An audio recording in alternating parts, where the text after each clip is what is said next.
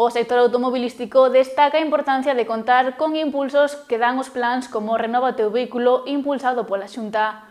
Grazas a eles, os condutores anímanse a cambiar o seu coche apostando pola sostibilidade. O 2025 está a ser un ano con movimento nos concesionarios. Parte desta actividade ven respaldada a diferentes plans impulsados polas administracións, como pode ser o caso do Renova o teu vehículo, iniciativa que parte da Xunta, programas que destacan os profesionais do sector. Desde logo, nos apoiamos todo o que sea as axudas, demandámolas porque é moi necesario, non?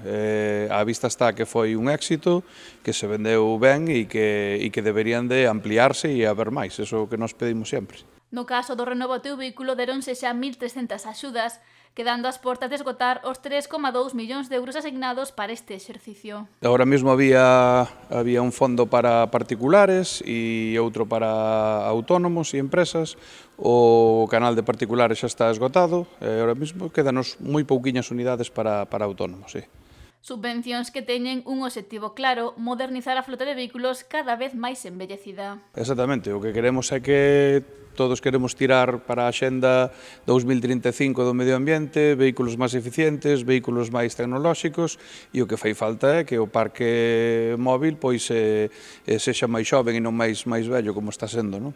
Sen embargo, os novos vehículos eléctricos ou híbridos son algo máis caros que os de combustión, o que bota atrás os posibles compradores e que fai que as axudas sexan un soplo de oxíxeno para o sector. Todo este tema da tecnología do vehículo eficiente o que fai é encarecer o produto.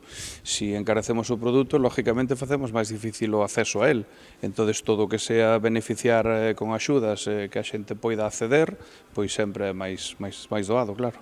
A nivel estatal está tamén o Plan Moves e agárdase que a nova edición sala o antes posible. Eso esperamos, están aí cas negociacións porque paralizouse todo polo tema dos presupostos, estábase vendendo bastante ben o vehículo eléctrico, lóxicamente síguese vendendo en base a que haxa unha futura pronta que se poña en marcha outra vez e en eso estamos esperando.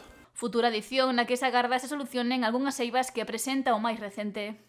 Deberíase descoitar sempre aos concesionarios e a xente que estamos no mundo do motor, pois entre todos para ir mellorando, pois por exemplo, que o pago aos clientes sexa máis rápido e certas cousas da tramitación que tamén sexa todo un poquinho máis sinxelo, bueno, todo é en base de mellora.